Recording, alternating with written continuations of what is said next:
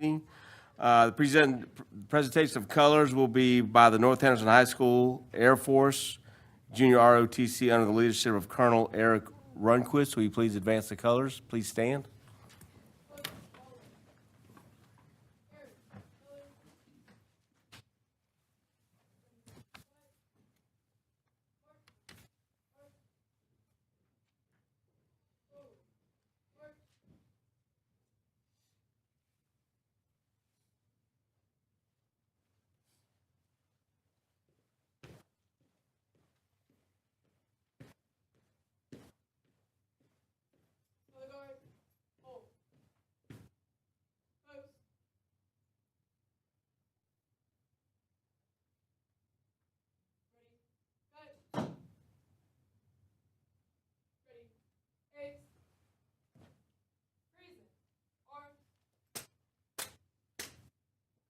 I pledge allegiance to the flag of the United States of America and to the republic for which it stands, one nation, under God, indivisible, with liberty and justice for all. And please, sorry.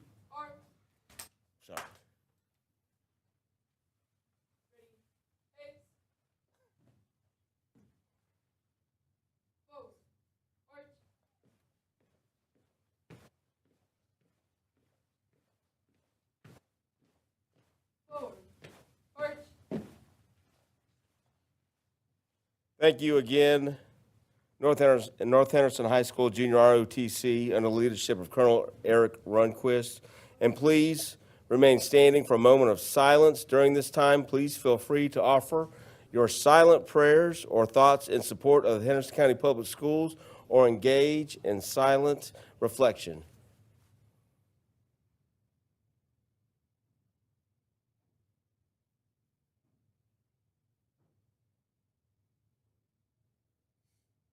Thank you. You may be seated.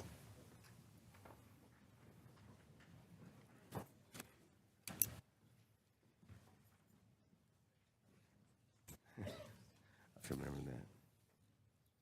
that. And welcome. And would y'all look over the agenda? And I will take a motion and a second. Looking over the agenda.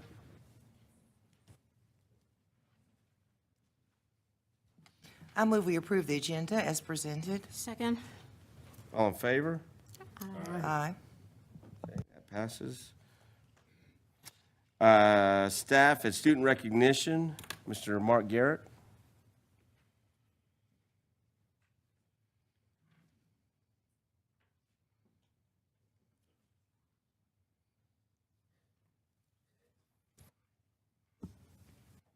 Thank you, Mr. Chairman, members of the board. This is always a highlight for us when we get to recognize our students and our staff members, which is why we show up every day.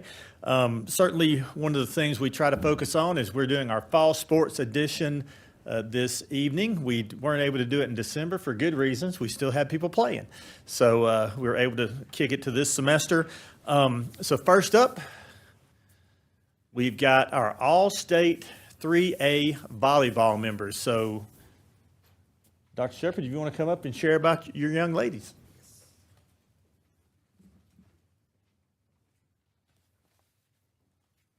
Thank you, Mr. Garrett. Thank you, Mr. Egoff, members of the board. It's always an awesome time to recognize our students, and specifically tonight, two student athletes from North Henderson High School.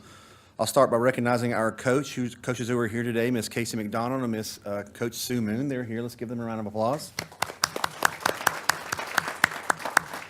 And then we'll call down first team All-State, Miss Bailey Rowe. Come on down, Miss Rowe.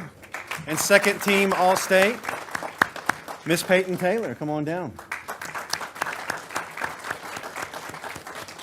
And while I have them here, is it okay if I brag on them a little bit? This is not part of the script, but this is part of my job, okay? So we're going to do it. And I love it. It's my favorite part. Miss Bailey Rowe is a two-time All-State, three-time All-Conference, two-time All-Region. She is currently the 2023 Conference Player of the Year and the WNC Player of the Year as well. Congratulations, Miss Rowe. Wow. Miss Peyton Taylor, 2021 Conference Player of the Year, four-time All-Conference, two-time All-State, two-time All-Region. Congratulations, Peyton. And these girls are certainly accomplished. My favorite thing about them are a lot of things, but they're fabulous students. They're both members of our student government and extend a lot of student leadership in our school, in our community. Have countless hours, hundreds, if not thousands of community service hours. You can see them around Christmas time at every Ingalls around here ringing the bell for Salvation Army. They do a lot of work in our community. So they're very service-oriented, excellent students, and great athletes. Let's give them a round of applause one more time.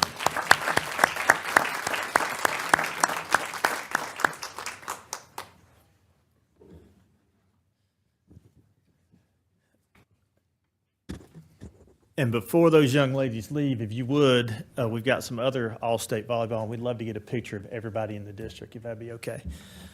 Next, I'd like to call up Mr. Luke Manuel to share about several of the Falcons who had accolades here in the fall sports season. Thank you, Mr. Garrett. Appreciate you, sir. Thank you, members of the board, and also very proud of West Henderson High School this past fall. Had a tremendous fall athletic season for all our sports, football, volleyball, JV cheerleading is here today as well, and all our sports. Very proud of each and every one of them. The first one has kind of near and dear to my heart. My son, Truett Manuel, if Truett, if you would like to come down, please.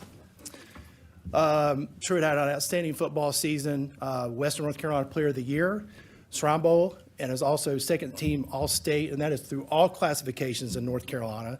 Very proud of Truett. And on top of that, I'd be remiss by saying very good student athletes. Very proud of Truett. Thank you, Truett. Give him your hand.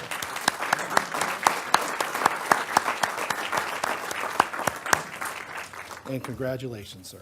There you go. Thank you. Yes, sir.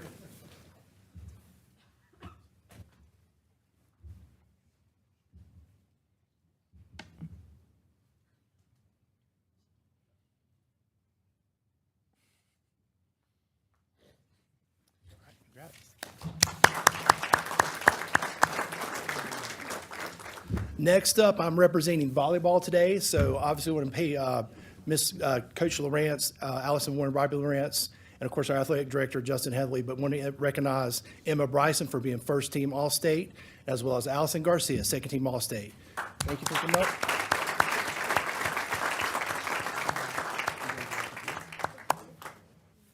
Allison as well. Thank you, Allison. And again, they're not just great volleyball players, they're great people and great student athletes as well, and we're very proud of them.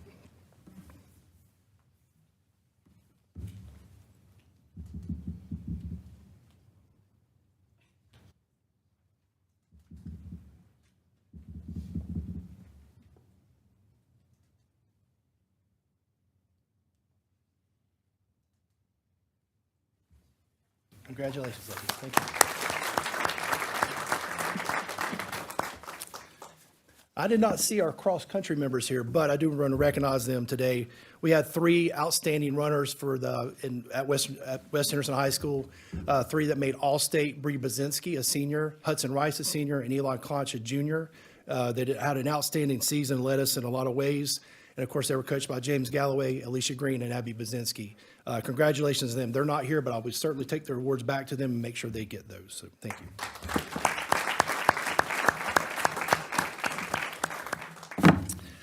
Next, we have, I'm going to go ahead and invite the JV cheerleaders coming up. Thank you. We're very proud of them. Again, they represent us not only cheering on the fields and on the courts, but also great people and great students. And so I'd like to recognize our JV cheerleading squad. Back in December, they competed in a state competition in Raleigh after competing against all teams and all classifications, and they came back with the JV state championships. We are very proud of them. Congratulations to you ladies.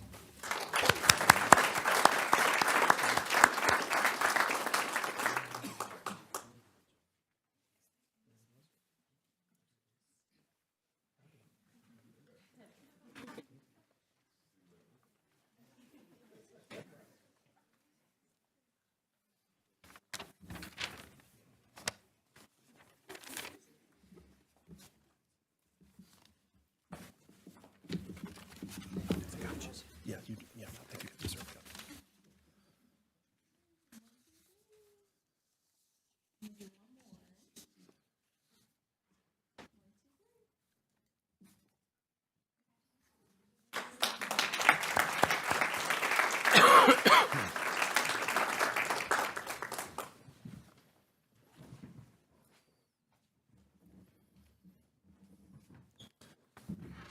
Next, Dr. Shepard, you will come back up here and help me with this piece. We have two coaches that we want to honor this afternoon as well, and really want to take a moment to celebrate these two, not only veteran coaches, but veteran educators and people who have long time and continue to shape young people's lives in this community. I think all too often that we get caught up in wins and losses, and both of these coaches have a great record when it comes to that. But I think it's the impact outside of the lines of the court and the field and outside of the classroom that many of us in this room, either on the board or in the crowd, can remember what kind of impact you had as a student athlete if you had a chance to participate in interscholastic athletics, and just really how that legacy lingers. So certainly proud to get to share, and certainly thrilled that both of them are here. So we had a bet that one of them might not show up. So I'm certainly glad that Coach Whitaker is here. So I appreciate that. First off is Sue Moon. So Coach Moon gets to double up. She doubled up this fall. One of them is the Mountain Athletic Amateur Athletic Club Adams Auction Rider Award for Lifetime Achievement. And then the other is the North Carolina High School Athletic Association Charlie Adams Distinguished Service Award for Region 8. And as I sit on the NCHSAA board as one of the representatives for the Western region, I was super proud to see this come through. And, you see those people when they get those accolades, you're like, that was an easy one. That was an easy one. And I think for both of these, Coach Moon, it was an easy choice. Anything to add, Dr. Shepard? Certainly. Yes, sir. I think it's great to always take time to affirm people when we have the opportunity to publicly, and certainly one I love to celebrate when I have an opportunity to is Coach Sue Moon. I went into her room today, and in the corner of her room, she had this award stacked under a bunch of whole other stuff, and you couldn't find it anywhere. And I stole it from her. She has no idea I have it, and she probably didn't even know that it was in her room, honestly. And so she's going to kill me when I go sit back down here in a minute that I actually have this. But I do want to read a few things off from here from the Lifetime Achievement Award for the WNC Sports Hall of Fame. It tells a little bit about her accomplishments and what she continues to do at North Henderson High School in our community. Volleyball coach and assistant athletic director at North Henderson High School, NCHSA Regional Award 1985. North Carolina East-West All-Star Basketball Coach 2004. Yes, she has over 400 basketball wins as well. NCHSA Highest Team GPA for volleyball in 2013. Highest Team GPA for women's basketball 2014. Region 8 Who Made a Difference Award in 2015. Commissioner's Cup for Service 2014 through 2020. That's one Commissioner's Cup for the whole state. 6 years in a row. NCHSA Tony Webb Coach of the Year for the entire state 2018. Kiwanis Spirit Award for Community Service in 2019. Commissioner's Choice Award 2019. She's really mad at me right now for reading these. 17 conference championships, 10 coaches of the year, 400 basketball, 600 volleyball career wins. She would say, most importantly, over $200,000 race for cancer research with high school teams, and organized the inaugural men's volleyball program. Congratulations, Coach Moon.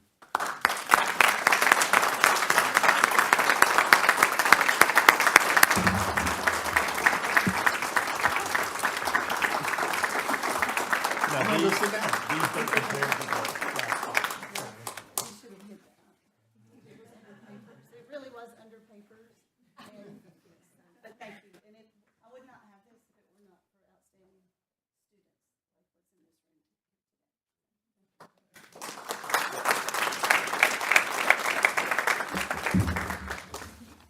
today. Mr. Manning?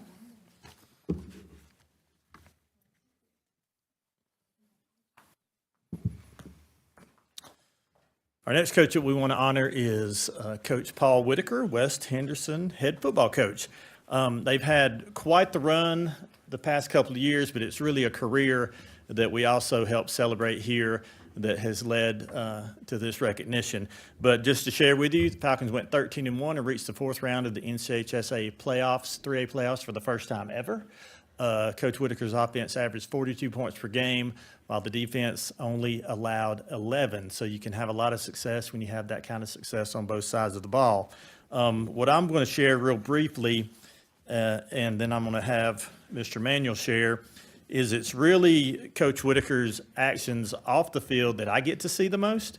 Now, my favorite is on the field. He stands away from everybody and doesn't talk to anybody, which I appreciate as an old coach myself because I did the same thing.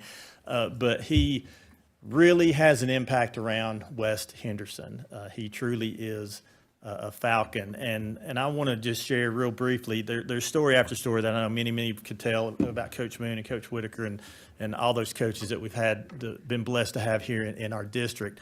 But, recently West Henderson lost a student, and really it was just a tragic situation. And what I know about Coach Whitaker and his staff, they went above and beyond to make sure that the family, the community had all kinds of support at a time when it was just terrible. And really at a time when there was not school, nobody was working. And it's, what happens when people aren't watching that makes the biggest difference. And that's what I've seen out of Coach Whitaker is what he does when people aren't looking. He does not like for folks to brag on him, and we may never get him anywhere near a board meeting ever again. So we're going to take advantage of it while we've got him here. But I know you've got several things you can add to, Mr. Manuel.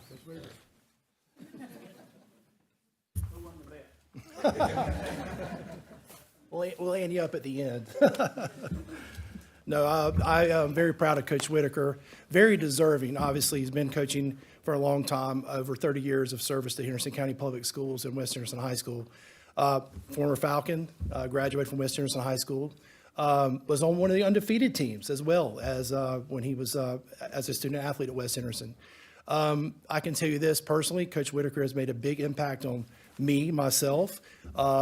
Whenever I was in the 7th grade, the first time ever going to Rugby Middle School, that time period, of course, went out for football, and he was one of my coaches. And I can tell you this right now, I've had a lot of coaches and a lot of people in my life, and they've been very impactful, very important to me. And I would not be here today without the coaches, and including Coach Whitaker right here today. He is hardworking, committed.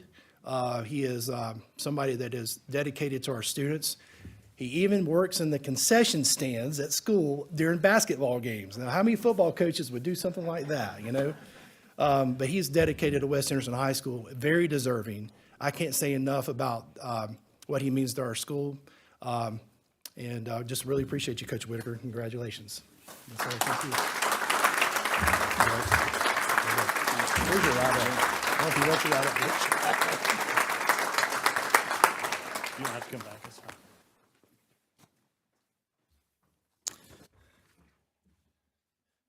And then if we can have the volleyball girls slide up after Coach Whitaker's picture, I'd love to have all 4 of you photographed.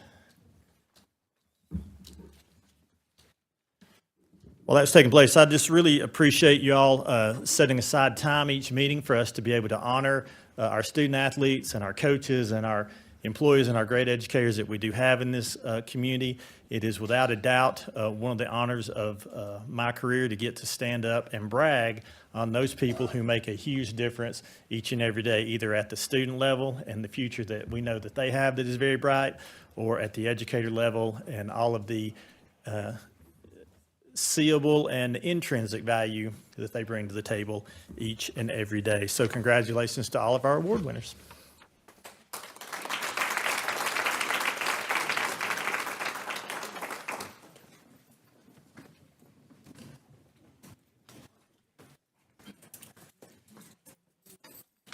And now we have a program highlight with Dr. Shannon Marlowe. They're going to wish they stayed. I'm just telling. So I want you to think for a second how many times you used reading skills today. Once, twice, 1,000,000. There's a lot. So I just want to start this presentation by saying huge shout out to teachers that teach kids how to read and parents who help teach kids how to read.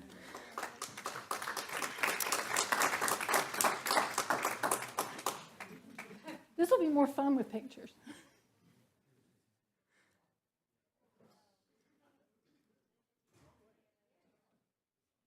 While they're doing that, I'm just going to say the name of this presentation is about establishing a foundation for literacy. We have had a phonics program for the last 7 or 8 years now that is embedded in Henderson County Schools. But what we have not had was a reading program. And that also means that we didn't have consistent and comprehensive professional development across the district, and the state has allowed us to do that over the last couple of years. So we're going to talk a little bit about that and about literacy programs moving forward. That's okay. So we had a couple of objectives this year. Actually, the first one was around professional development, and that is our letters training. That's language essentials for teachers of reading and spelling. Yes. Excuse me.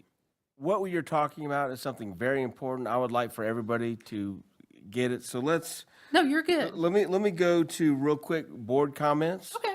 And let's get this up and going, because I really want everybody to see that this is very important. So just time out. I'm good. 1 second. Do we have any board comments? No? You know I've always got something. There we go, Dr. Ravis.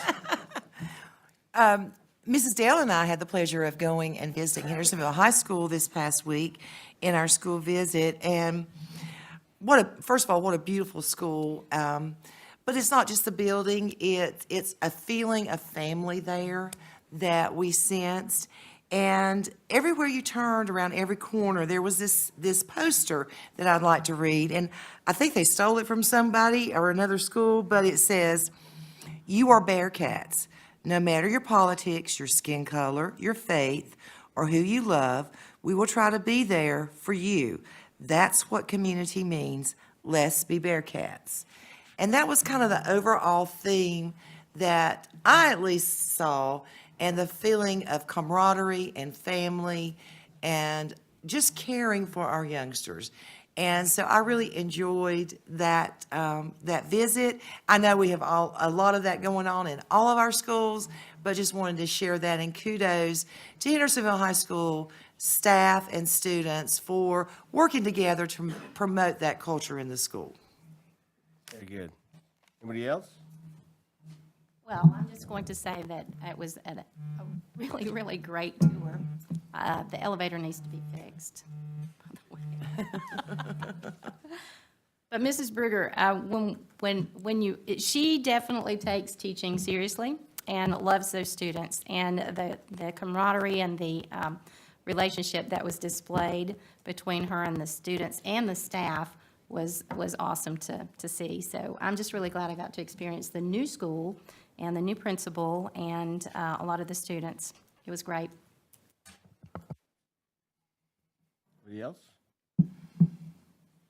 Okay, I do apologize, Dr. Marlowe. This is very important. I just wanted everybody to see this. So if you don't mind, would you mind starting over? I would be Sorry. happy to. I promise I could have just carried on forever. You could have done it. I'm Again, sure, but I just wanted to make sure they had the graphics. No, that's okay. And again, I do just want to say, shout out to teachers that teach reading. I can't say that enough.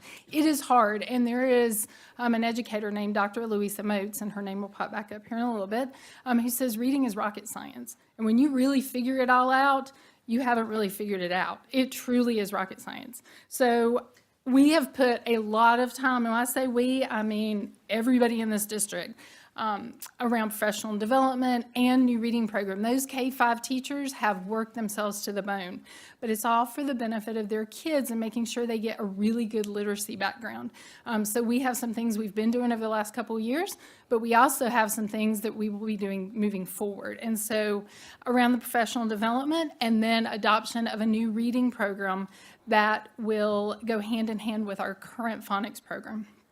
So let's start first with the professional development. Again, that was the training that the state pushed out. It was required for all K-5 teachers. It's called LETTERS, which is Language Essentials for Teachers of Reading and Spelling, and it is 168 hours of coursework. So I just want you to understand that teachers were doing that while they were doing their regular duties. It is big. And we have over 300 of our teachers who have either completed or in the very last little bit finishing up. By the end of this month, those teachers who started in that first state cohort should be done, unless they had to take time out to, have a baby or do something like that, which is very important. So we have 2 additional cohorts of teachers in process because we've had people join us after we've started that. We've got people who have come to our district who have become teachers. So we are continuing to have those cohorts, and we will continue to do that because we have 5 folks in our district who are now LETRS facilitators who can create sustainability for this professional development. Having been through that professional development, I will tell you, it is intensive. It is difficult. It is challenging. It is excellent. So it really can change how you do things in your classroom. We, though, wanted to make sure our teachers heard us when we said, we're proud of you. So December 13th and 14th, you might have heard that we took a bus down Main Street for the Christmas parade. Well, we kept that bus with the lights and everything on it for December 13th and 14th, and we invited some other friends with us. And some of those friends were our Letterland friends who support our phonics program. So we have Abby Apple there, Bouncy Ben, and Clever Cat went with several of the members from our instructional services team. And we traveled to every school over those 2 days to give out t-shirts. And you'll see the back of the t-shirt up there where it says, "Ask me why reading is a science." 168 hours of coursework, 8 literacy units in all 13 elementary schools. So we're really proud of those teachers. I'll also say we did some other things for those folks. We had videos that went out every day that week for the first 3 days. We, in addition to providing those t-shirts, we also went around, created a little chaos, and then on Monday we had a video that went out from State Superintendent Truitt, congratulating our teachers on being done. We also have some folks in our district who are parents of ours and are connected to the entertainment industry. So Bailey and Amy Chase did a video to send out to our teachers from the teacher point of view to say, thank you for what you do for our kids. And then you might have heard of Jerry Brooks. He's an educator and humorist, and he did a video just for our district that we were able to share out with our teachers as well, congratulating them on being done. While I'm doing this, I also want to shout out to Kimbrell, who helped with the t-shirt and helping us to facilitate and all these great pictures, but also Dr. Marcia Justice, who is our elementary education director, Dr. Marcy Wilson, who is our director of student achievement, and Lisa Johnson, who supports the elementary education office. The reason I want to thank them is because they helped facilitate all of this, not only the professional development, they are keeping up with all those multiple cohorts of folks and helped with the next big thing we're going to talk about. But then our teachers who put in all that time and their willingness to learn, and administrators who made it possible. This kind of thing does not happen. It is really hard to think of 168 hours of coursework on top of what you're already doing. And we started in January of 2021. So that's 2 years of commitment. So shout out to all of them. And so we wanted to do something different. So we went to all their schools and created complete chaos for our 15 minutes of visit there. But we had the best time. Then the next piece, we've learned all this great stuff about how to teach kids how to read. We need a good reading program. So just to kind of put that into perspective, we've had Letterland in place for about 7 or 8 years now. We have not had a formal reading program adoption for elementary in about 20 years or so. So we've been using lots of leveled books, but the new letter stuff that is Science of Reading tells us decodables and that phonics background are what kids need. So we've purchased lots of decodables, but we've got lots of people in place who need more than that now. So we looked at, it's time to adopt a K-5 reading program, especially coming out of any learning loss or unfinished learning that happened during COVID. So we were able to narrow down our reading programs, and we selected 2 that aligned to the current phonics program and seemed like they would be a fit for our district. Then pilot teachers were selected with the input of principals. And when I say pilot teachers were selected, it was over 100 teachers that took part in this last year of pilot work.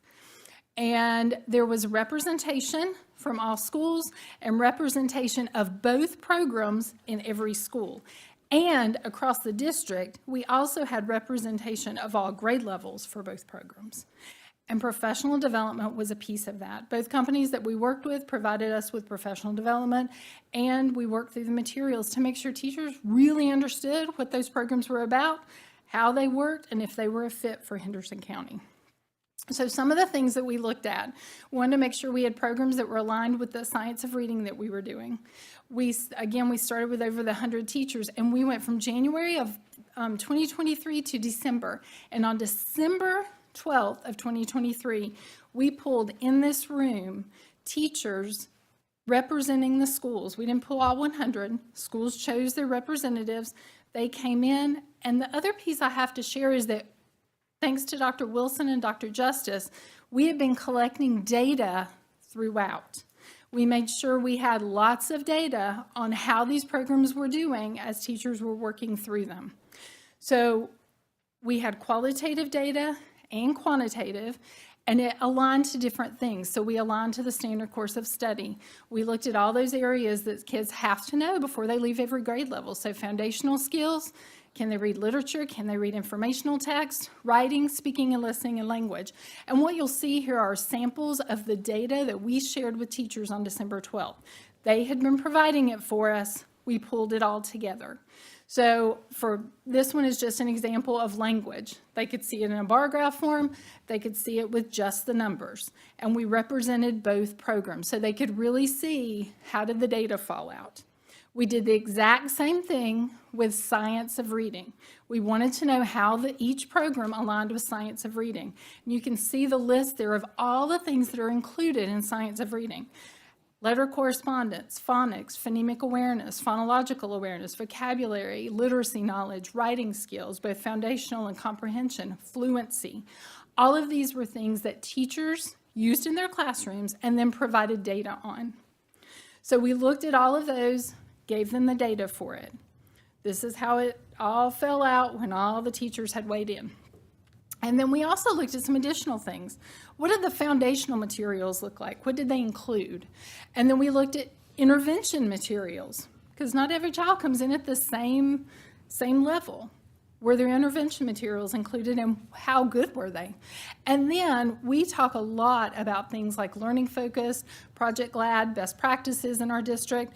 How were those things already incorporated into the programs so that everything was on the same page with what we already asked teachers to do? And we pulled the data for those. We shared all of this data. It was probably 15 different slides of data that we looked at with teachers. And then we sat down with them and we said, this is your discussion. So Dr. Wilson had also taken that data, pulled it together. We looked at the strengths of both programs, the disadvantages of both programs, what was the average score for each one. And you'll see they weren't terribly far off.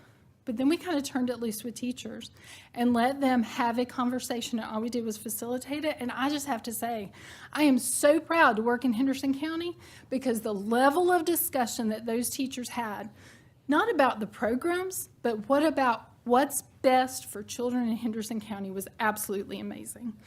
And then we took a vote at the end. And the vote was for them to use a program called Core Knowledge Language Arts, which is CKLA. They feel like it contains the most appropriate materials, level of learning, and rigor for our kids. So what was some of the stuff that we talked about? We seem to have the same slide in there twice.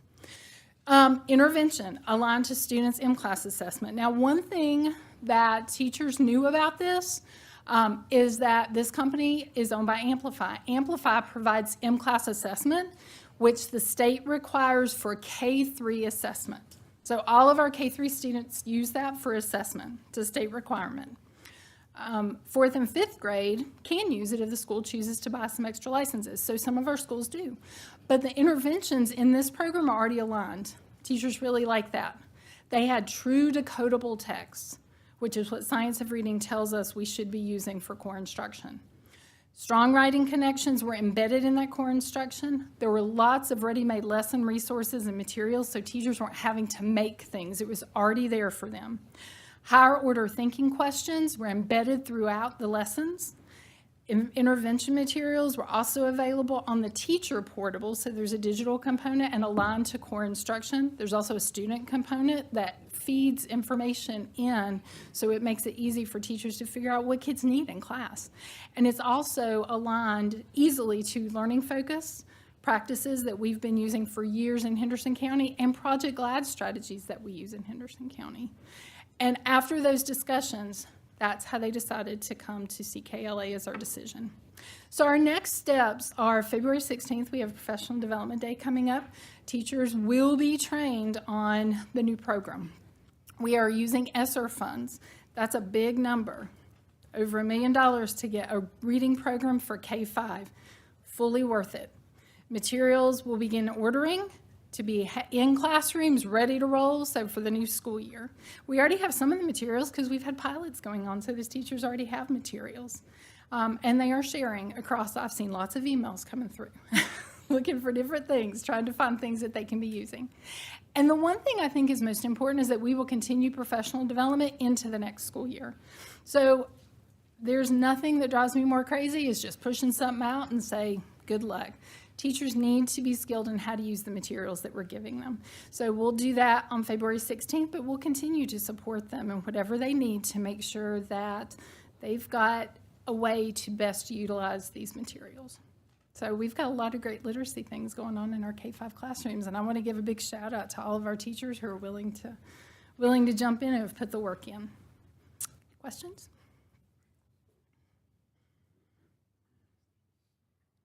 Well, you know, literacy is so important. They say you learn to read and then you read to learn. So just great. So thank you very much. No, I just want to say thanks again to all the folks who helped make these things a reality, and that starts at the classroom level with teachers who are willing to put the time and the work in, and then so professionally share their experiences with the programs. It was much appreciated, and they are just wonderful to work with.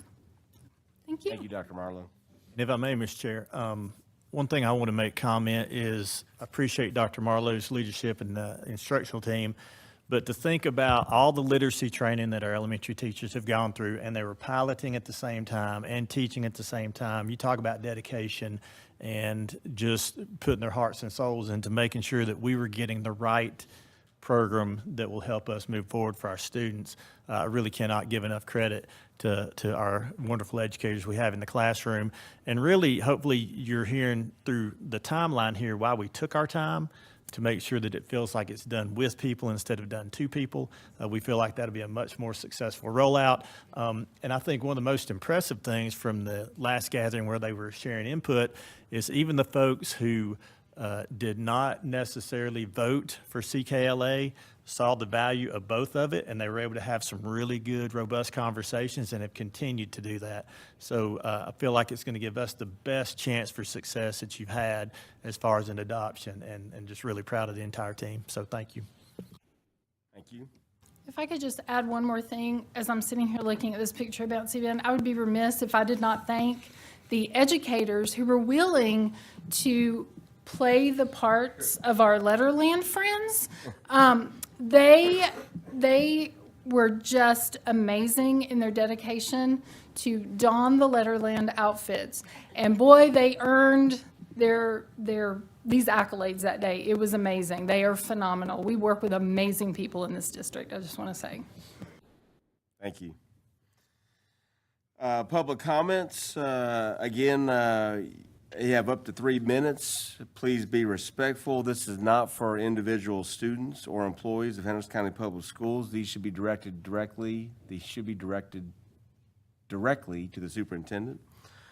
First, we have Miss Amy Lynn Holt, who used to be a board member and chair. So thanks for your past, and good to see you again. Sorry, I went to make this public comment last month, and I was like, I'm not going to do that because people who run for office come in and do that, and I didn't want you guys to think that was it. But then after the robust discussion that you had about vaping, I felt compelled to come back and say what I was going to say.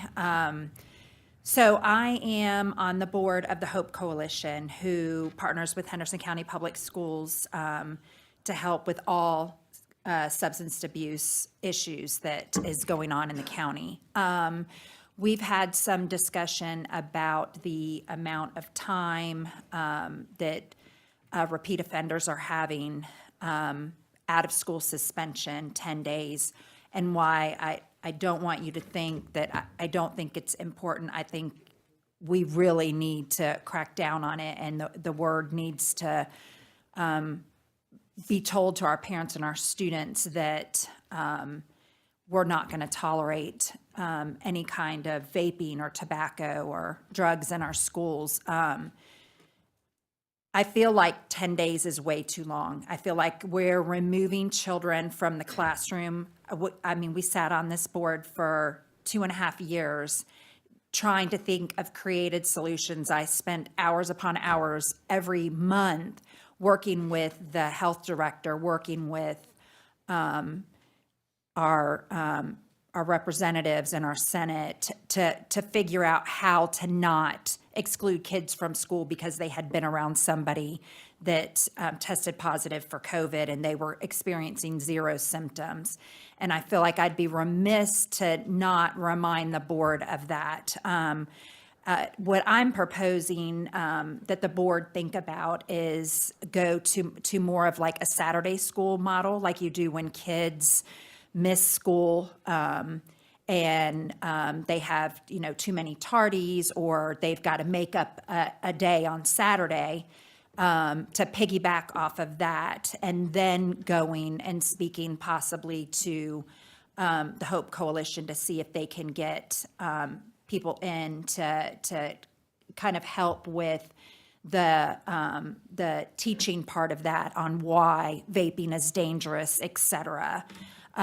So I just, that was weighing heavy on my heart, and I felt like I needed to say that. And then the other thing is, and I feel terrible because I sat in those seats for so many years and didn't realize this, but so for the public, when we go online and we look at the agenda and we want to follow along, we can't see anything. So if you are going to be discussing a policy, I can't read it ahead of time. So I am, and I know I'm going over, I'm going to be really quick. I'm just trying to beg the board to kind of put links on there to what you're going to be discussing so that parents can look at it ahead of time. And if we have an issue with a policy and we want our voice heard, then we can speak in public comment beforehand because we've researched that. So just something to think about. Thank you. Thank you. Now we have Paul Wickelbaum. Am I pronouncing right? I'm not the best. Weichelbaum? Okay. Thank you, sir. Hello. So last week's Henderson Lightning lead story was 5 stories will follow in 2024. First item was school performance. They noted during the last school year, there was a decline in the county schools' quote-unquote proficiency from being consistently top 10 among the 100 counties in North Carolina to being number 31. According to the Lightning, quote, school administrators and the school board set out a plan to reverse the decline, unquote. And you've presented information about that in different forums and so on. As a member of Public Schools Strong, I can say we support the efforts of the superintendent, staff, teachers, and the board to improve attendance and the learning environment for all students. A major part of this process, obviously, is standardized testing, standardized test results, although that's not the be-all and end-all of student achievement. But it's key, and it's enters into the measurability of what you're doing. It's clear the board supports school personnel's good faith efforts to respond to all students' individual abilities, aptitudes, educational needs to improve both measurable and more broad-based achievement. We should remember that there's a new context in the state. Henderson County Public Schools continue to strive to be excellent, transparent, and comprehensive. In addition, we all have the Lightning and other media looking over your shoulders to confirm the work you're doing and the results of that. Unfortunately, it's discouraging that the state legislature fails to hold private schools accountable for their students' achievement, even as they receive vouchers and opportunity scholarship money from North Carolina tax dollars. Clearly, the school board per se has no authority over public schools or what happened in the legislature this past year. So far, the state legislature supermajority has turned a deaf ear to supporters of public schools. But all of those of our school board here are elected to strengthen public education, not privatization that leaches funds from public schools. And there are a few school board members sitting here undoubtedly may have access to Mr. Moffitt and Ms. Balcom as Republicans or whatever. Ideally, those school board members will accept the challenge to influence those legislators to cease any further privatization of education in our great state. Thank you very much. Thank you, sir.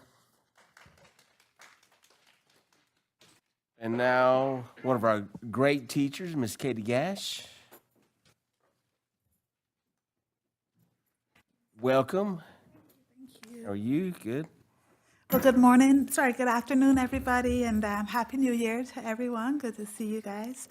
So you know that I often want to talk about just the inequities that we see in the performance of our students, those of color and those not of color. And so I was just thinking as I was sitting there just now, if our boys were performing 20, 30 points above our girls consistently in math or in language arts or whatever it was, I think we'd have some conversations about that, because that's not a taboo issue, I guess. But here we have our kids of color who are performing 20, 30 points below what their counterparts who are not of color are performing, but yet we're not having those conversations.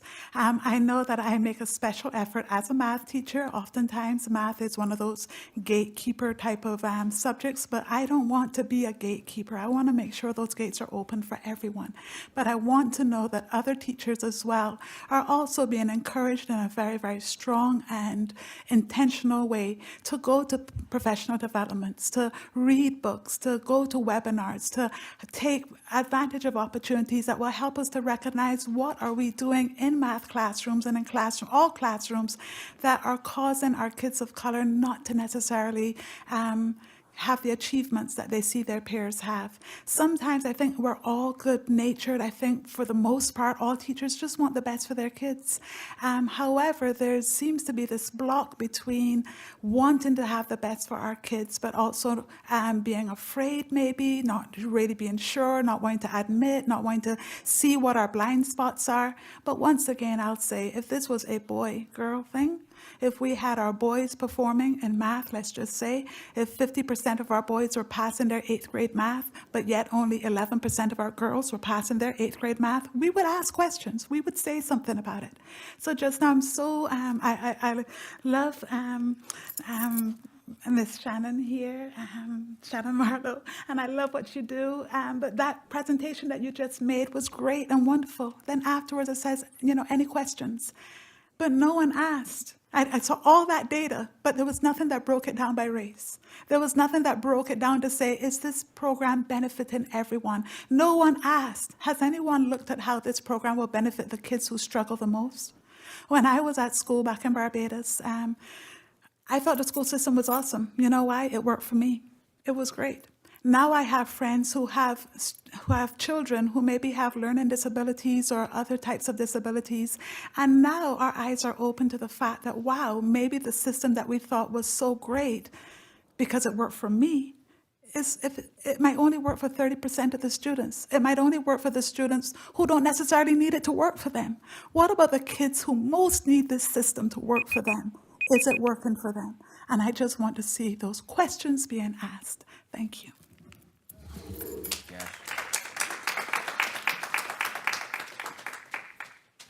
Carol Cannon.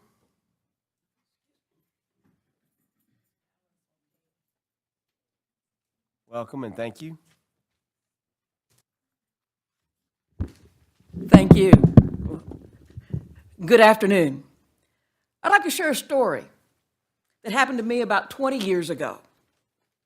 One day, I looked out the window and I noticed two young men I did not recognize walking through our neighborhood. They were both black. Alarms went off in my head, and I immediately went to the front door and locked it. Initially, I did not notice their white shirts, dark dress pants, and ties. That was another clue to their background, especially since we lived 2 blocks from a Church of the Latter-day Saints. They were Mormons, going door to door to share their faith. Now, I admit, I still might not have answered the door to them as Mormons, but my initial reaction would not have been fear. I tell that story to demonstrate that my stereotypes of people are based on appearance at times. And all of us have stereotypes, both negative and positive. And they serve us because they help us take mental shortcuts.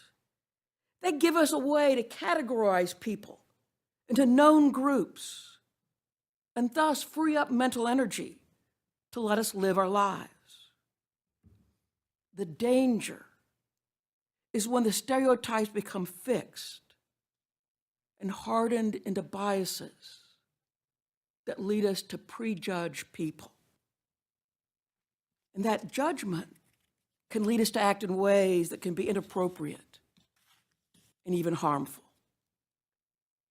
And therefore, I encourage the school board to require all school personnel to take diversity training as part of their professional development on a regular basis. Because this can help them recognize the stereotypes that they unknowingly carry within them. For instance, if a white boy misbehaves, do we say, boys will be boys, and let the behavior go unchecked? But if a black or a brown boy misbehaves, is the reaction, maybe he's going to join a gang, and he'd be sent to the assistant principal for discipline? In any case, the reality may simply be there was a disturbance in that child's house the night before, and they were acting out the stress that they were carrying. Diversity training is not critical race theory. It is helping people recognize the stereotypes that they unknowingly carry within them. And then they can respond more appropriately to their students as individuals rather than as a member of a certain group. It can help those who work with our children treat all of them with fairness and with care. Thank you for your efforts to provide safe, fair, and quality education for all the students of Henderson County. Thank you, Ms. Cannon.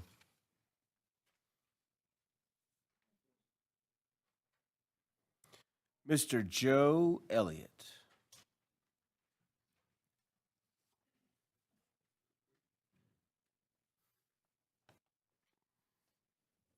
How you doing, sir? Welcome. Good, thank you. I just have one quick question before I start. Will all candidates that are running for school board be given 3 minutes here to make a campaign statement? I will write that down and we will discuss. Thank you. Since Henderson County Public Schools will now be part of the state mandated voucher process, it seems appropriate to use this forum to address questions that were mostly unanswered by the legislature. For example, how will public scrutiny and performance analysis be applied to private voucher schools? Our public schools are held accountable, but it is unclear if private voucher schools will face the same yearly systemic review. In our public school system, budget construction and implementation is a matter of public record. Any substantive deviations from budget are reviewed and approved in monthly open school board meetings. How will budget administration and accountability be managed under the voucher system? Will private voucher schools hold public monthly meetings? Since each private voucher school is using public funds, shouldn't they be subject to the same rigorous scrutiny as public schools? Who manages the oversight process? Perhaps the public school systems whose operating budgets will be depleted by the voucher system? Currently, public schools operate under the guidance and oversight of the State Department of Public Instruction. Curriculum standards, teacher certification programs, approved curriculum materials, and the number of required classroom hours each year are just a few examples. Will these private voucher schools be required to adhere to the same standards? For reference, 500 out of 800 private schools in the past school year in North Carolina had what were then called Opportunity Scholarship students enrolled.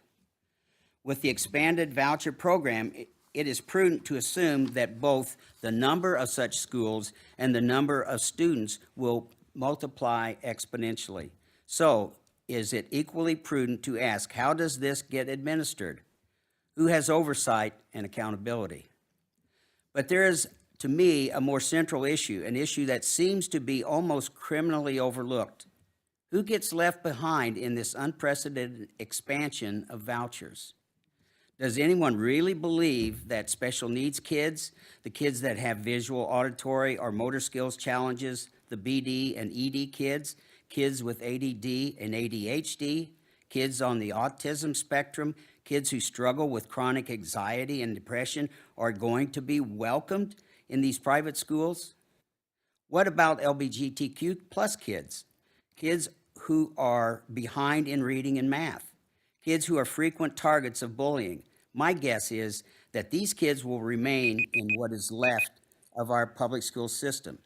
I have stated several times that we need to invite Senator Moffett and Representatives Balcom and Johnson to join this board and the citizens of Henderson County in open session to answer for their votes in Raleigh.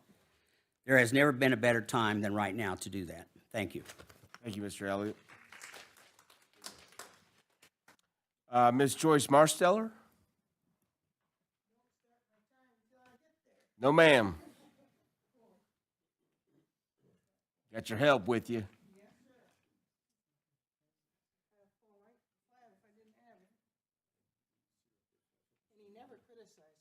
That's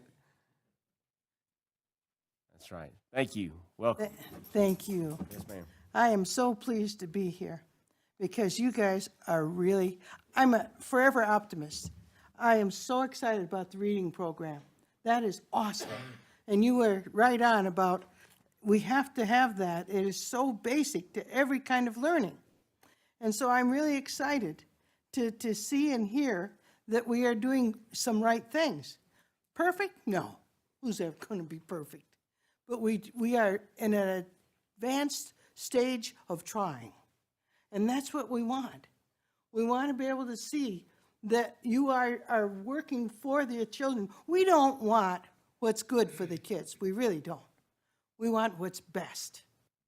And that's something that you are exemplifying through your principals, your superintendent. All of this is so important. And I'm happy that we have people who are keeping their hand on the pulse of what's going on in the public schools. I mean, I'm 79 years old. I was a special education teacher. Now I'm probably in special ed. But anyway, we really have enjoyed the fact that this school is above so many that I've been to. Michigan was not the best, but who, like I said, is the best? And we know, and you're going to hear this from me, from the inside out is how we will win. We are not going to win with programs as such, but if we work from the inside, the child who has been abused or maybe special ed or whatever the situation, if we can get to their core, into who they are and how important they are, and they aren't junk, God doesn't make junk. And he is someone that we can really go to and let the teachers in the public school. I am so pleased with the teachers I've seen and heard here, that they have really done outstanding jobs. And I just want you to know that you are so important, and you are so loved, and you are the ones that have been appointed for such a time as this. And I pray for you every day. I hold you up, and I know that you want what is best. Can we do perfect? No, we can't. But we sure can try. And every day that we try makes a better day. And I ask you to be kind to each other. And when you have disagreements, realize that you are not disagreeing with each other, but things outside of yourself, things that you can't maybe even change because of the state and so forth. So just love each other, care about what's going to happen in the school system, most of all, care about our children. Thank you, and God bless you. Yes, ma'am. Thank you. Okay, please, board members, take a look at the consent agenda. I will entertain a motion to approve. Second? Second. All in favor? Aye. Opposed? Motion passes.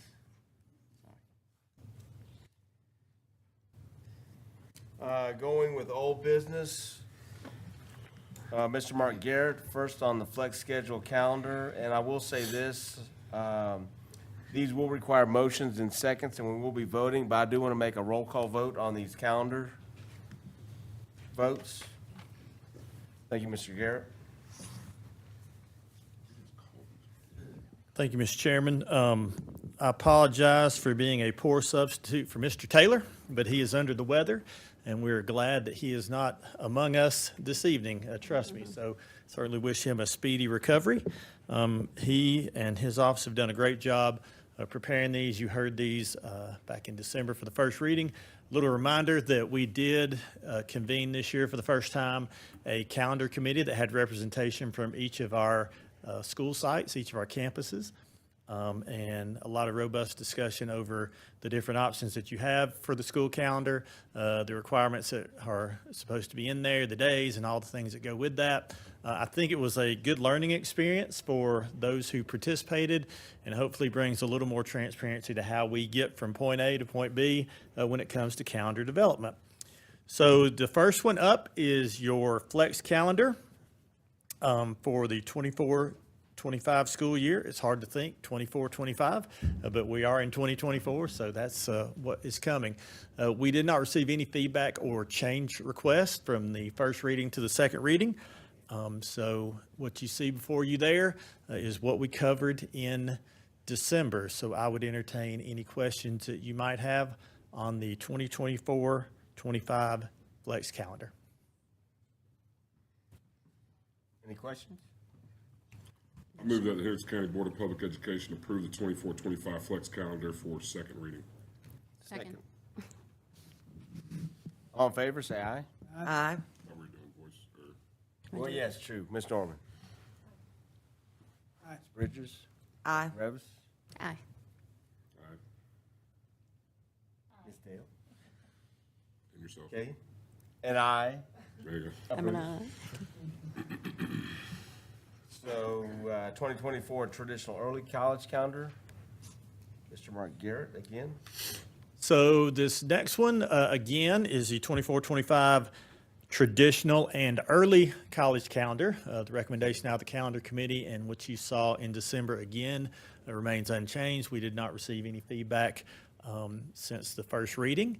What this does have, just for the highlights, we would start the 12th. This would allow us, like this year, to finish the semester before Christmas break, have everything come back after in the 2025 calendar year with second semester, and you would basically be mirroring the calendar that you're operating under right now, just kicking it forward with the adjustments. There were a couple of things in here that was great to get the calendar committee's feedback on, some professional development days and some alignment across the different schools. So certainly I would entertain any questions that you have about the 2024-2025 traditional or early college calendar as presented.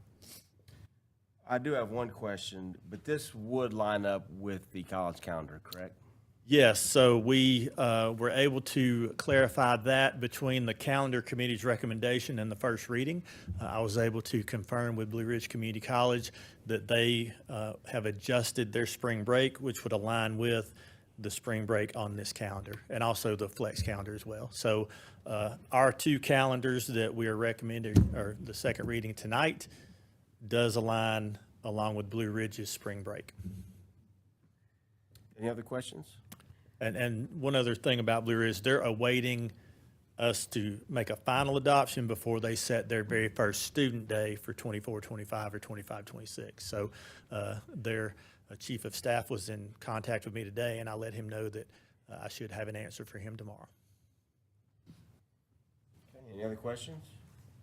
Yeah, I was going to say the very first thing that was said to us when we went on our school visit this week, Dr. McDarrah said, our teachers just absolutely think that the calendar makes so much sense starting early. They were so happy. He said there's not one objection he's received from a parent or from a teacher, and I think that's pretty much what we've heard, school to school.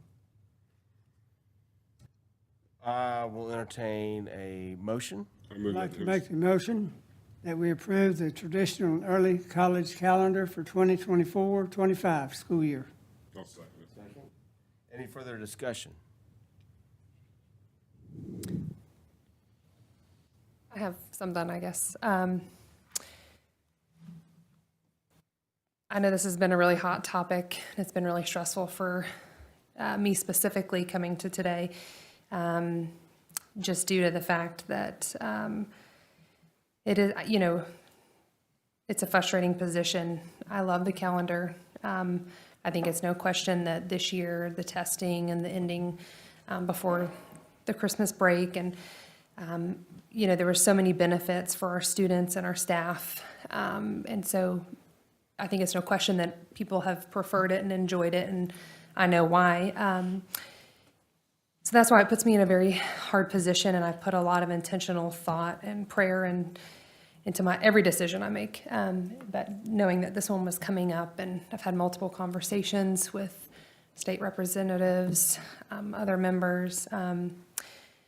And so for that alone, I have to boil down to, I always have to use my best judgment. I'm only one vote, but I feel like I took an oath. And as frustrating as it is, I am not willing to break state law over a calendar. Like I said, I think it's great.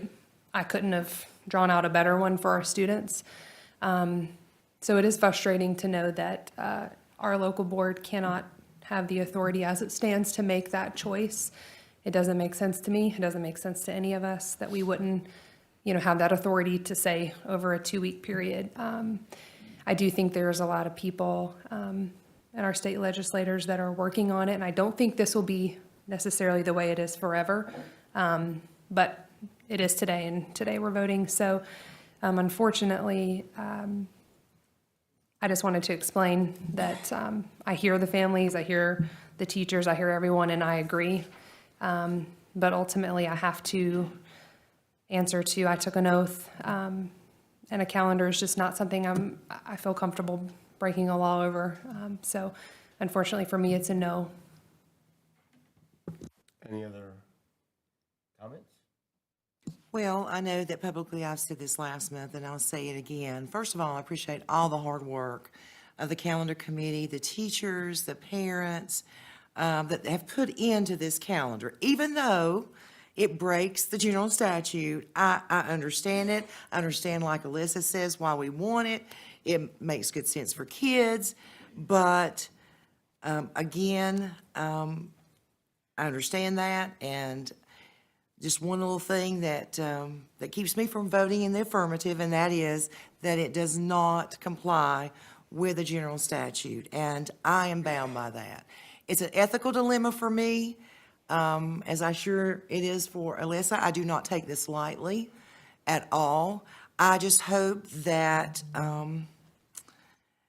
that you respect my decision based on my ethical dilemma that I have internally, and we'll just move on with that. But I can't vote for it either. Kind of know this is coming too. I love this calendar, love it. I think it works in every direction, but I too cannot break my oath and vote for it. And this reminds me of mask on, mask off. Hated that. You know, it's not the best of options for me to vote no, because I know it works. Or yes, because I know it works. I got that correct? That's basically the way I feel, like a ping pong. Okay. It's just a very hard decision. So I agree with Alyssa, I agree with Dr. Revis. It's very hard, because I want to vote yes, but based on my oath, I can't break it. It sets an example for the students. I just can't do it. If I break this policy, this law, what else will I break? I have the potential there. Thank you. Anyone else?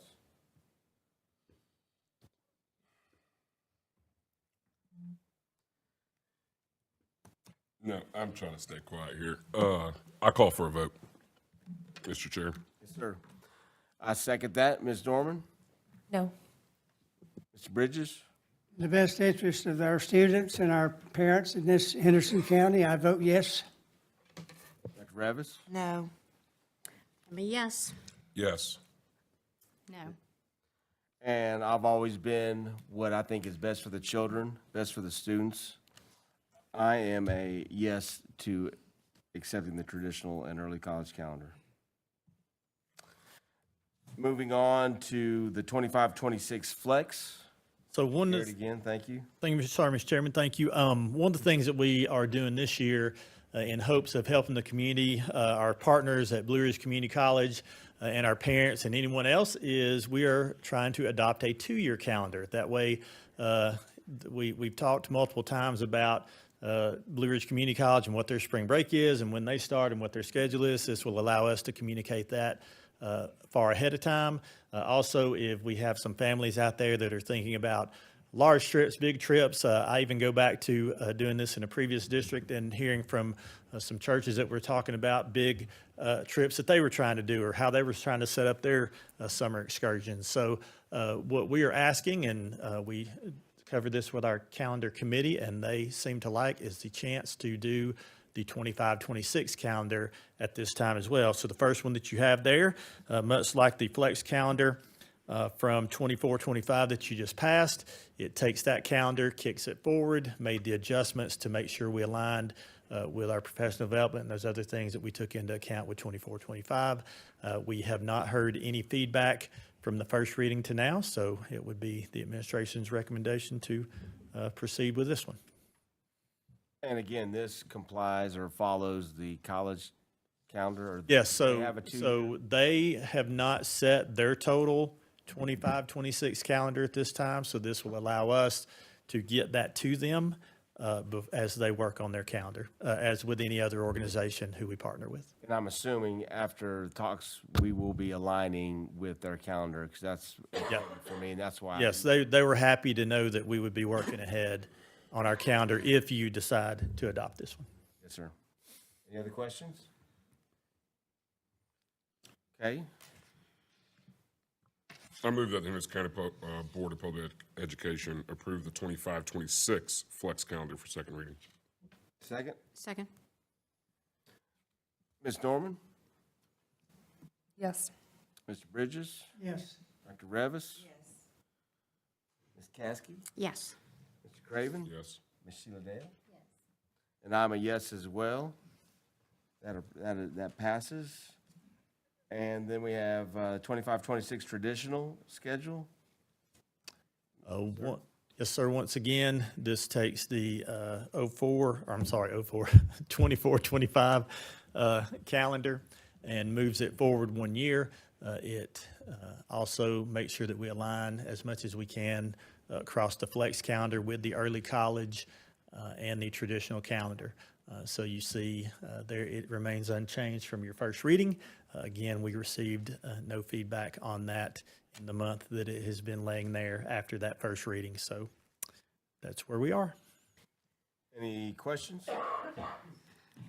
No, one thing I want to point out too on the traditional calendar from last year, because a parent had asked me, that does have a teacher workday for Election Day. I know that there was a few Yes. parents who were concerned about that. Yes, Just wanna we make sure are that not, we will not have students on Election Day.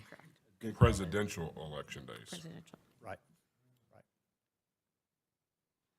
Good comment, thank you. I move that the Henderson County Board of Public Education approve the 2025-2026 traditional and HCEC calendar for second reading. All in favor, oh, excuse me, Ms. Norman, No. Mr. Bridges, Yes. Dr. Revis? No. Ms. Caskey, Yes. Mr. Craven, Yes. Ms. Dale? No. And I am a yes, so that will be approved. An update on protecting our kids from vaping and nicotine. Mr. Mark Garrett again, please. Y'all are going to get tired of seeing me, I'm sorry. We'll let Mr. Sosha come up on the next one and There we go. take his lumps. So this is a follow-up on a lot of the discussion that we have had really through the fall semester. I did want to bring some information, excuse me, back that we said we would run down, as well as a couple of other things that Campbell Shatley was able to find for us as far as policy considerations. So if you'll click to the next slide. These are the 2022, 2023 vaping-related offenses. Remember, in 22, 23, we shared that there wasn't necessarily one clear vaping category that was easily checked. There was multiple things that administrators could really file vaping under. That has since changed in our power schools, so now we have a way to report that specifically. But this is what you have for the entire year for our middle and high schools last year as the number of offenses. The next slide is Before our, you get there, can I ask you a question? yes, sir. How many repeat offenders are on that particular, of those numbers? Do we have that? So we didn't extrapolate that at this time. I would say there's quite a few multiple offenders there. We can narrow that down to the number of students. Yeah, if you could, I think that would help, because I think, Mrs. Holt has a good point there, that if we're continually suspending the same kids over and over, clearly, that's Right. not working, right? And Right. so we've got to figure out a different avenue to take to try to cut that off. Well, and one of the things that should be helpful this year too, as we look at our data, Mr. Craven, is the way that it is reported. We have a much cleaner way of knowing the number of kids and are they tobacco, nicotine-related vapes versus the other substance-related vapes. Which kind of leads me into my next question, based on, you've got the 23-24 in Power School, which is more narrowly focused, right?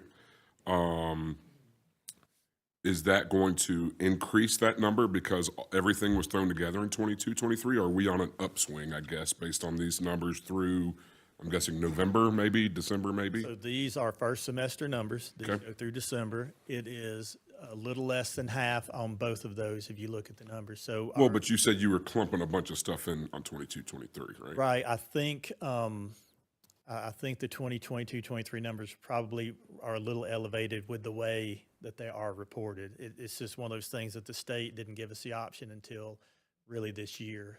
So it'll be a much better apples to apples comparison moving forward, and especially as we consider those repeat offenders and who those folks are. And again, I think there's a difference, especially to speak on Ms. Holt's point, a nicotine-related vape versus something that has something a little bit more dangerous or a scheduled substance. How are our teachers able to tell the difference of that? So our teachers are not the ones who make that determination. We work with our SROs, our administrators and our SROs to do that. Now, we typically, there's a way to test for that. So that is what we try to use, are those tests that are available. We don't have the same standard that a court would have, obviously.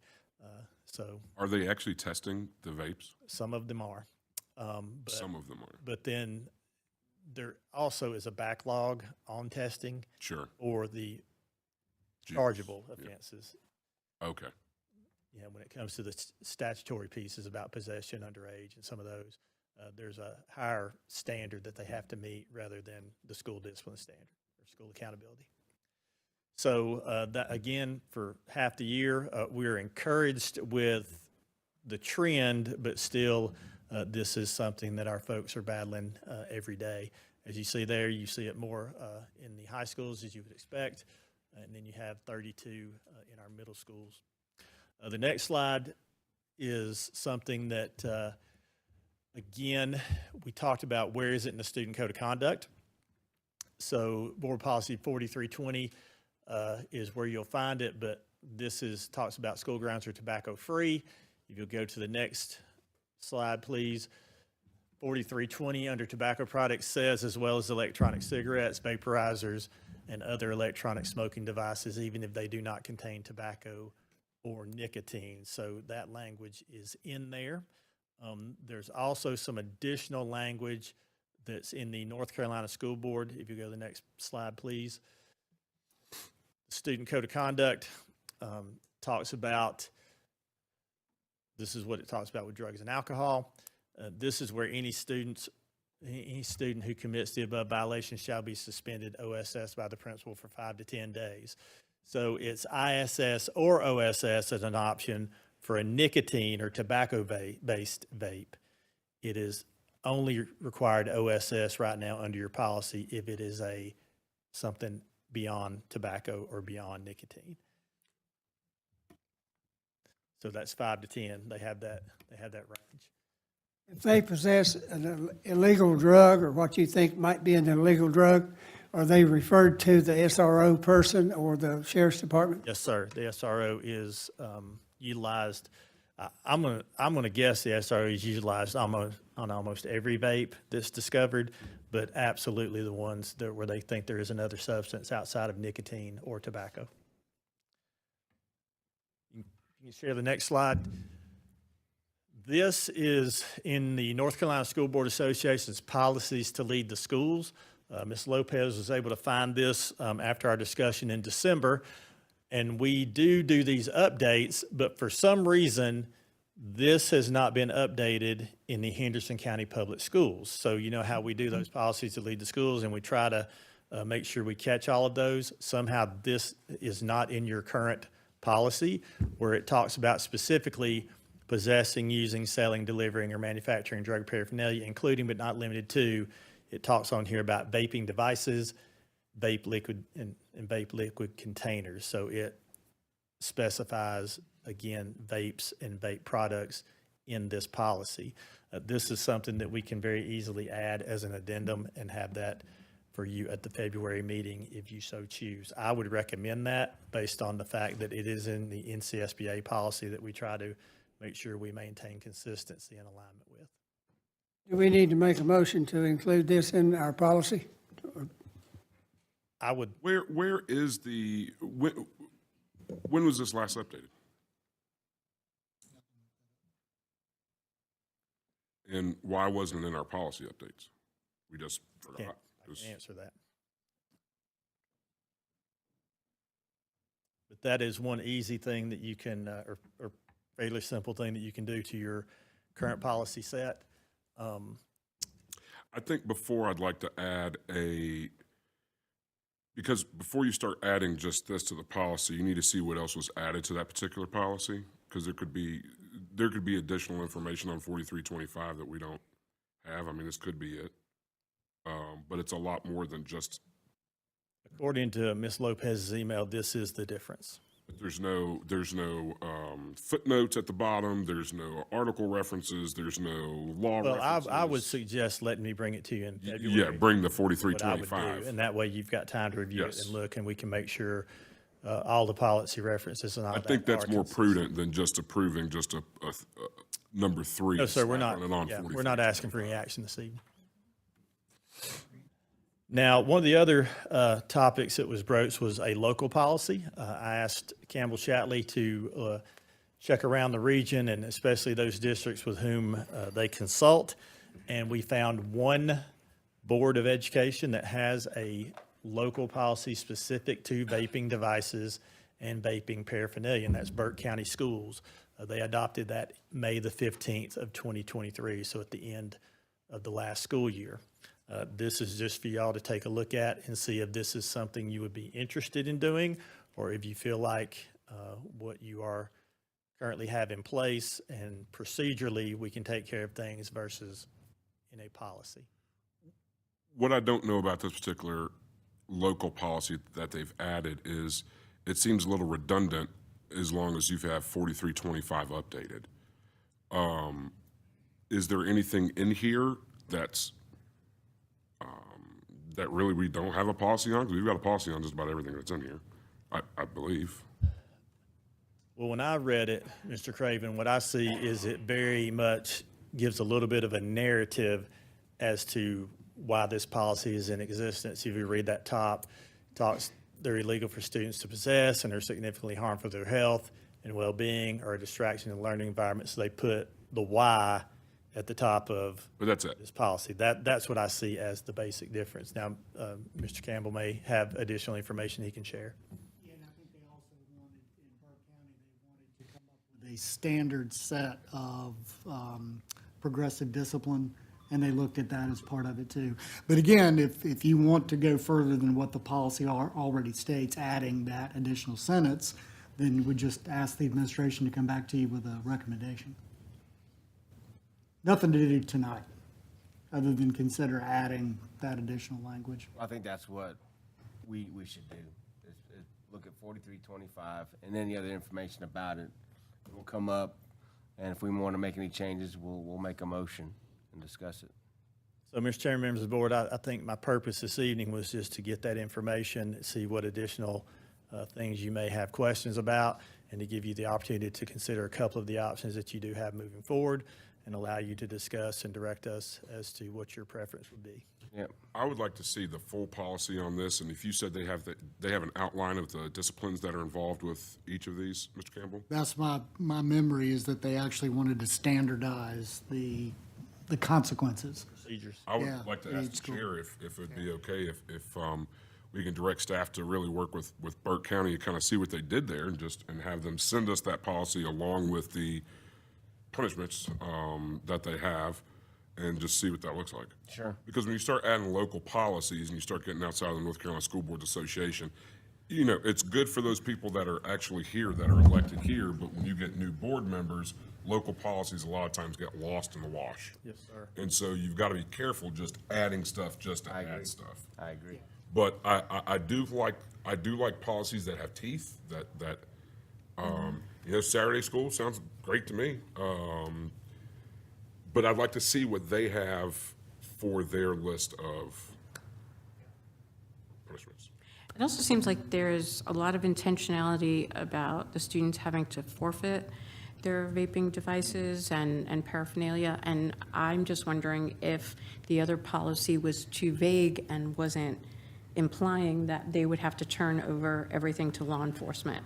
So that might be why that was added in, because Well, it's might have different been in there. policy numbers too, and so Yeah. they may not even be using North Carolina School Boards Association Right. policies because they're using 4300-R, They Class are. 3, Rule 4. That they are we're their lawyers. They are using the School Boards Association policy, but they have modified it more for local use than other districts have. They went through a change years and years ago. But we basically, all we need to do is see what's different. Yeah. And come back to you with what's different. Yeah, I think- And it looks like the last two changes, this board adopted this policy in June of 18 when you did the conversion. There was an update then in September of 19, and then right after COVID in March of 2020. So we'll also take a look at minutes and see if there was a reason this wasn't adopted, just historically. And Maybe in it the was vaping adopted, world, just not 3 put on years it. is a long time. It really is. Pardon?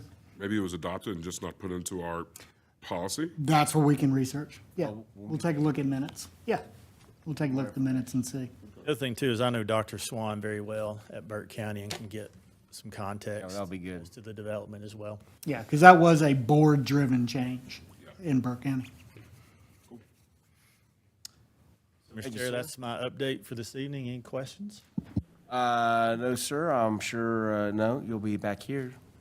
I just want to Talking say again. thank you, because I know I was one of the ones that kind of kept bringing this up and having this discussion, and clearly, it's not just a local, which we knew, it's not just a local issue, it's a everywhere issue, so thank you for, continuing to dig deeper for us and continuing to bring that information to us so that we can make the best decision. So I look forward to hearing that next month. Well, and he Thank may you. be sick, but if he's listening in, thanks to Mr. Taylor as well for helping wrestle some of this dragon.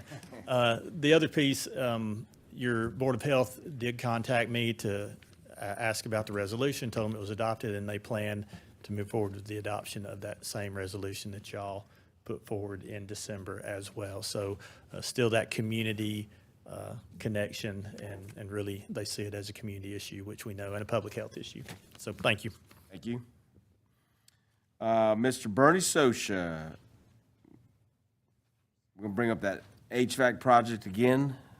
Looking for an approval, motion and a second, so please, go ahead. So invited to come up here and get my lumps, as Mr. Garrett said I was coming, so hopefully it won't be that bad. But if it is, I'm here.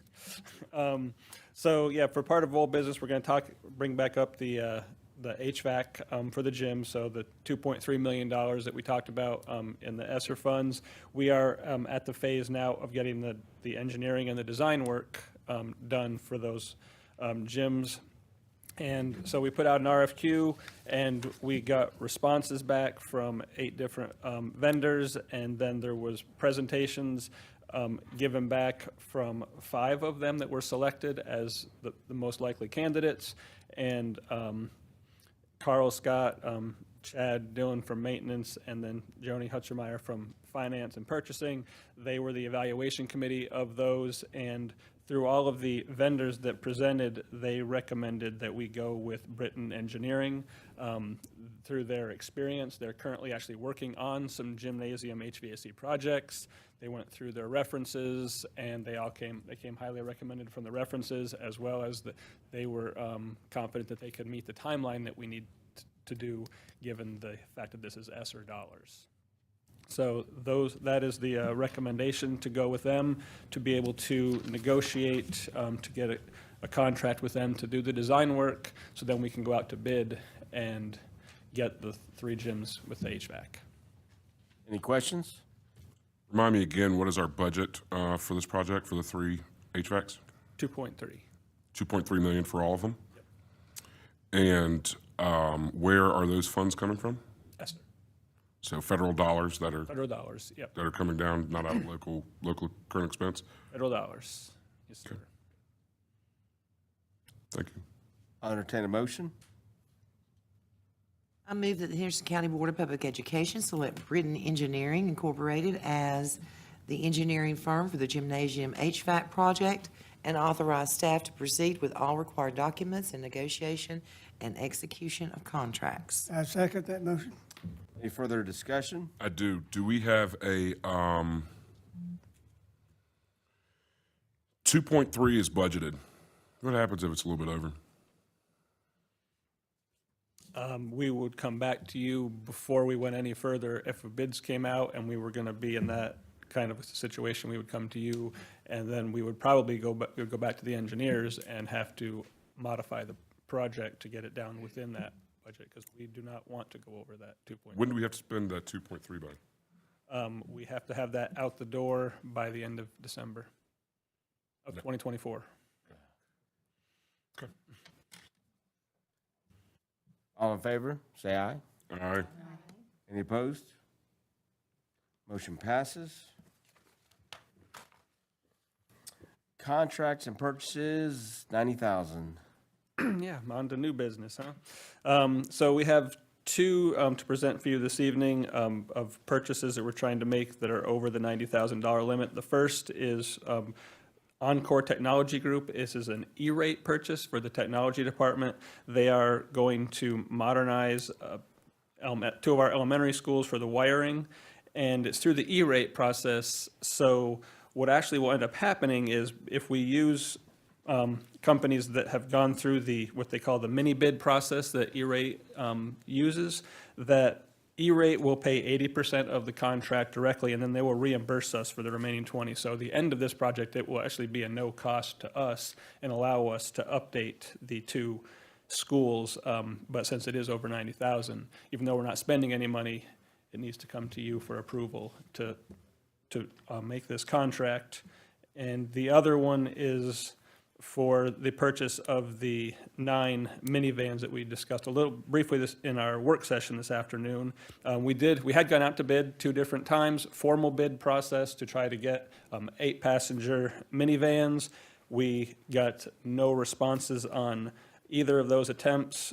So what we have now gone down to is looking for the 7-passenger minivans, and we have actually been able to find one dealer who ordered enough of them that we could get 9 of them at the sheriff's contract pricing of $41,000 per, which gives us a $369,000 total price. And as we had in the discussion for the funding, we had $370,000 earmarked for this.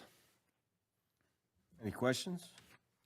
As a reminder for the public, the intent of these vans is to offer flexibility for our students who would need some after-school opportunities.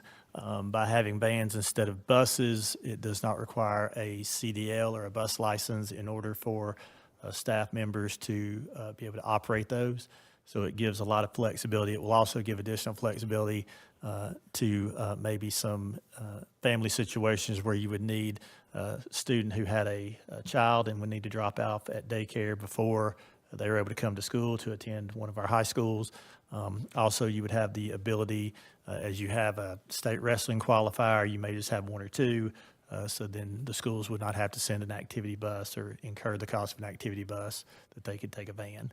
So it is intended for a lot of our at-risk youth and some of our disconnected youth, as we've talked about as a group for about a year now, but also will give us higher flexibility in those 9 schools that where we will place a van. So are each of our schools going to have one of these vans, I mean, middle schools and high schools? That is the intent right now, is that we will place one at each of the 9 campuses, and then we'll evaluate from there about the usage. And the principal can kind of decide how that's going to play out, or Yes. what that looks like? Yes. And they will be badged with Henderson County Public Schools per this quote, or? Okay. Chair will entertain a motion. On these two approvals, I move that Henderson County Board of Public Education approve the execution of purchases with the listed vendors as presented. any more discussion? All in favor, say aye. Aye. Aye. Against? Motion passes. Thank you, sir. Thank you. Update on the Helping Hand contract, Mr. Garrett. Mr. Chair, members of the board, this is just for informational purposes so that you are aware of a change that has taken place. Helping Hands, which is who our EC department contracted with some pre-K opportunities for some of our at-risk students in the community. They folded as of the last couple of months. They are closing all the way out January the 26th. That is when they are transitioning then under WNC Source. So the contract that you've had in place for many, many years now that says Helping Hands will be replaced with WNC Source. WNC Source is a pre-K partner that you have also had in the district for a long, long time. Just wanted to make you aware of that. All families have been contacted about this change. There has been assistance provided for them with the registration process to transition from Helping Hands to WNC Source. All of the employees who wish to transfer were given that opportunity. WNC Source is interviewing applicants for their positions that are open as well. So additionally, there will be an open house for all families at the Tebow Street location, January the 12th from 4 to 6 o'clock. So this was an internal change that one organization took over the other. So do we have a contract with them? We do. We do, right? We do. And how much is that contract worth a year-ish? So in our contract language, we don't have assumable contracts, right? So you need to bring this back to us with WNC Source for either the remaining of the contract or for a new contract. So their their attorneys have worked on that, and we can get that to you. I do appreciate WNC Source opening up that transition and giving families the opportunity, because these are children with disabilities, and transitions are not always easy for children and families, as we know, so I do appreciate them doing all the transition work. And I will say that Dr. Shelton has been working with both organizations as this transition has been taking place. They have included her really from the initial identification of the need to make that change. Actually, she helped, I think, facilitate some of the partnership so that our families would not lose service, our students would not lose service time. Good. Mr. Chairman, I can report that in December of 2019, this board tabled the changes to policy 4325 to have further discussion. So there wasn't. What was the month? December Oh, 2019. well, there you go.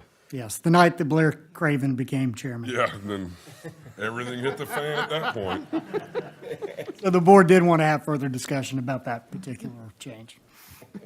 Yeah, there must have been something else we were talking about coming up after that. Yeah. Okay, So it was intentional, that's my point. Yeah, I know. I was asked to table it. a budget development calendar. Mr. Mark Garrett again.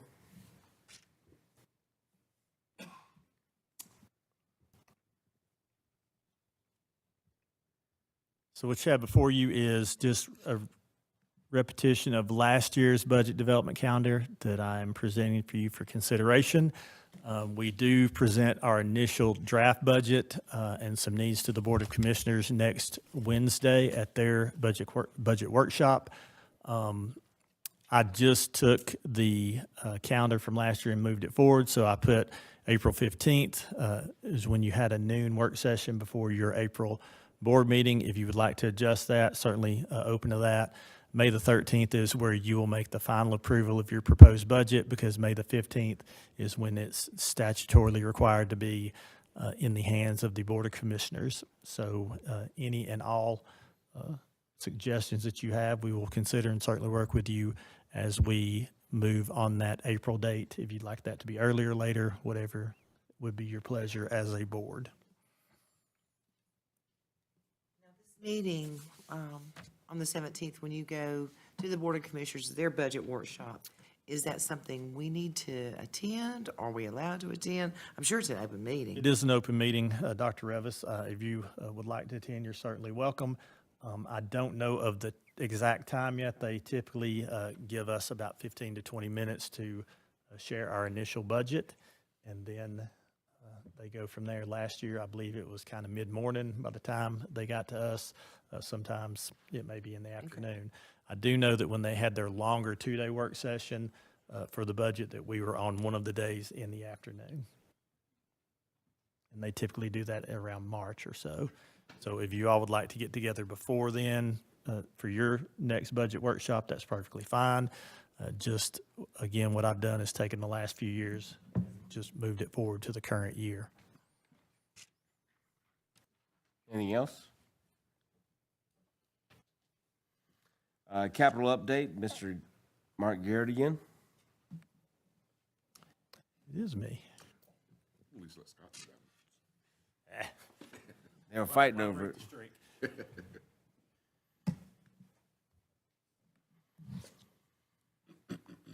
Again, a poor substitution for Mr. Taylor's expertise here, but we have our HCPS projects. The ones that have been ongoing and in progress are playground upgrades and our carpet and tile replacement. As you know, Bernie, can you tell us the final two playgrounds that are still lingering out there? There's a few.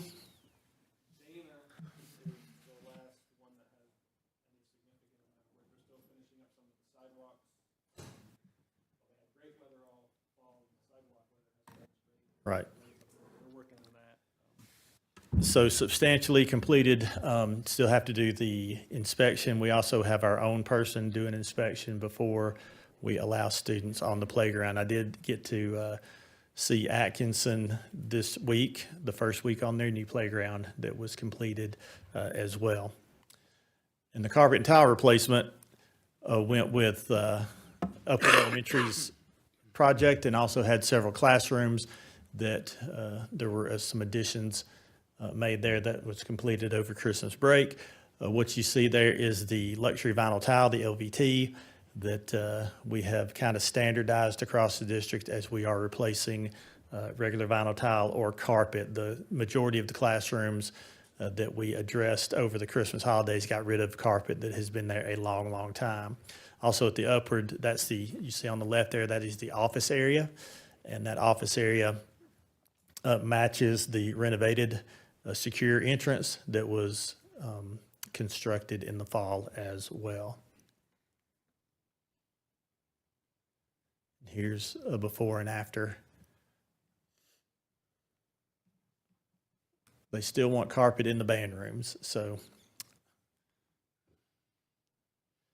MRTS projects, HVAC replacement at Atkinson. As you know, that's a substantial project that we have been looking at over the course of the year. It is in the engineering phase. We have roof replacement in progress at Flat Rock Middle, North Henderson High, and West Henderson High. We have gutter and downspout replacement at East Henderson, Fletcher, and Hendersonville Middle School, and those are all in progress. The HVAC controls upgrades, that was a substantial piece out of MRTS for the current fiscal year. That design work has been done, and there has been a bid awarded, and that is Daikin who got that bid. Secure entry and cafeteria expansion, Upward Elementary secure entry completed, and the cafeteria GMP has been approved along with the new front office and building connection at West Henderson High School. So the Board of Commissioners approved the cafeteria at Upward to move forward, and the project at West Henderson to move forward. Specifically to West Henderson, we have been working with the general contractor to make sure that we phase that to avoid some basketball season ending and the spring sports beginning. So they've been really, really good to work with us on where they will begin on that campus. They will mobilize over the next few weeks, and hopefully you will see some construction starting there late February, early March. Any questions on the Capitol this month? Any questions? Thank you, sir. Thank you. Financial statements, Mr. Sosha, please. Thank you.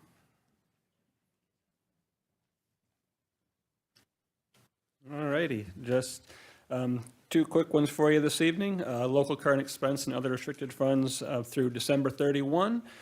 Our revenues for the year have totaled $20,952,000, and expenditures were at $17,938,000. So we're roughly at 47.5% of our budget through halfway through the year. So we are on track there for our expenditures. And on the capital outlay front, as you just saw some of the updates, through the second quarter, we have received our revenues of $1,158,000 as they come in, and our expenditures are $819,000 with an additional $611,000 that's encumbered for work that is in progress to get through all of those projects. Hopefully, we'll get most of those done before the end of the year. That's all I have this evening. Thank you much. Any questions? Thank you. Finally, Mr. Garrett, one more time, general operations.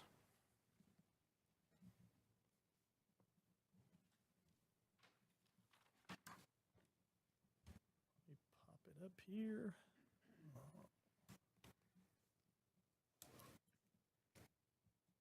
There we go. So our general operations report for January. This is School Board Appreciation Month. I'm sure that the minute we got to January 1st, you felt much more appreciated than you did the previous minute when we were still in December. But certainly, as we talked about during the work session today, a lot of moving parts and a lot of things that most folks don't get to see you do, and I do. So I really, really appreciate your service and your time commitment, which is much more than just once a month here for a couple of hours. Hopefully, you are seeing the value of the time that you're putting in and that you feel that appreciation. January 15th is Martin Luther King Day junior holiday. No school for students. It is an optional work day for all of our calendars. We have Superintendent, Teacher Advisory, and Parent Advisory Council meeting on January the 18th. And February is Black History Month, Love the Bus Month, and Career and Technical Education Month. Kindergarten registration. We know that people are buzzing out there on social media about when's kindergarten registration. Well, it opens for the 2024-2025 school year on February the 1st. So February the 1st, kindergarten registration. This will be the class of 2037. 2037. National School Counseling Week is February 5th through the 9th. February 7th will be your next round of school tours, and that will be Edneyville Elementary, East Henderson High School, and Hendersonville Elementary. And then your next regular meeting, the February regular meeting, is February the 12th, and that is at 4 o'clock here in the boardroom. And unlike last year, all of you people who were slack on Valentine's Day because you were going to be at a board meeting, you don't get that excuse this year, so heads up. And we'll try to give you a reminder on the 12th for all of you people who are last minute, and you'll have a couple of days to get ready for Valentine's Day. Certainly, You're looking at me when you said that. I'm trying to scan the room, but I have a feeling. Kindred souls, maybe, when it comes to Valentine's celebrations, sir. In all seriousness, I hope everyone had a wonderful holiday break, Christmas break. It was certainly well received and well deserved, and I hope that 2024 is kinder to you than 2023. So thank you for the opportunity to share this month's operations report. Any comments or questions? I'll take a Move that we adjourn. motion. We adjourn second. All in favor? We are adjourned. Thank you.